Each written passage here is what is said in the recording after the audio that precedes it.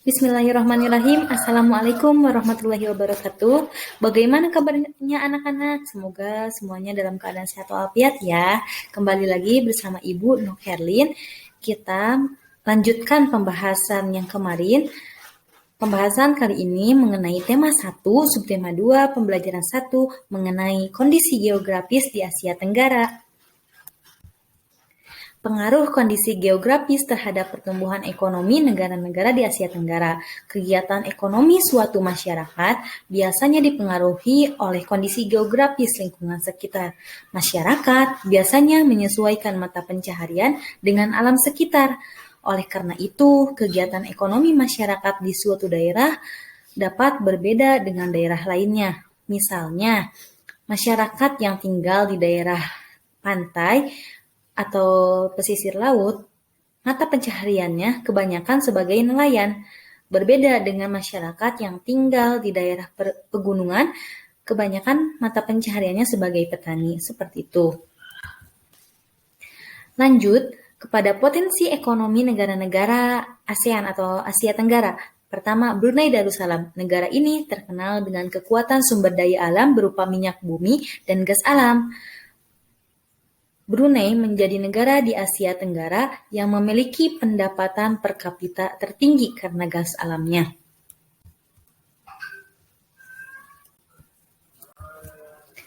Filipina. Filipina adalah sebuah negara kepulauan yang mata pencaharian sebagian besar penduduknya adalah di bidang pertanian. Filipina berhasil menjadi salah satu negara di dunia yang dapat membangun dan mengembangkan pertaniannya dengan baik. Beberapa produk unggulan hasil pertaniannya diekspor ke berbagai negara seperti nanas, padi, kelapa, dan gula. Hasil pertanian ini juga yang menunjang perkembangan ekonomi di Filipina. Kemudian Indonesia, negara kita terkenal sebagai negara kepulauan terbesar di kawasan Asia Tenggara. Indonesia memiliki ragam sumber daya alam yang sangat kaya. Banyak hal yang dapat dikembangkan untuk memperkuat perkembangan ekonomi Indonesia. Saat ini Indonesia mengekspor minyak bumi dan gas bumi. Tekstil dan produk-produk dari kayu. Pertambangan menjadi salah satu pintu masuk para pengusaha mancanegara ke Indonesia. Keindahan alamnya pun merupakan daya tarik yang menjadi sumber devisa negara dari sektor pariwisata di Indonesia.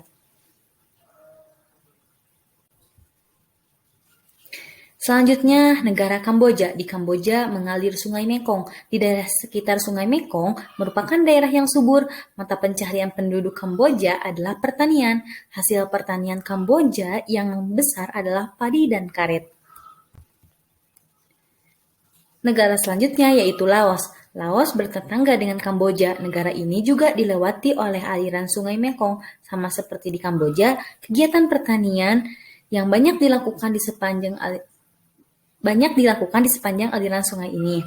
Sebagian besar hasil pertanian dinikmati oleh masyarakat Laos. Ada negara Myanmar. Di Myanmar, mata pencaharian utama penduduk Myanmar adalah pertanian, perkebunan, dan pertambangan. Padi merupakan hasil utama dari pertanian di sana. Myanmar merupakan salah satu negara penghasil padi terbesar di Asia Tenggara. Selanjutnya, Malaysia. Kegiatan ekonomi utama penduduk di Malaysia adalah di bidang pertanian, pertambangan, dan perindustrian. Perdagangan internasional merupakan salah satu kegiatan ekonomi Malaysia yang mengalami pertumbuhan tercepat. Peralatan elektronik, minyak, dan gas bumi diekspor ke negara-negara lain. Produk dari kayu, minyak sawit, karet, tekstil, sepatu, dan bahan-bahan kimia diperdagangkan di dunia internasional. Selanjutnya, negara Singapura. Singapura merupakan negara yang paling maju di kawasan ASEAN atau Asia Tenggara. Letak Singapura sangat strategis. Saat ini Singapura menjadi negara transit teramai di Asia. Vietnam. Negara Vietnam setelah pulih dari perang mulai berkembang di berbagai sektor perekonomiannya. Pariwisata dan turisme mendukung perkembangan ekonomi. Bidang pendukung lainnya seperti usaha jasa di bidang perhotelan, restoran, serta transportasi juga turut berkembang pesat.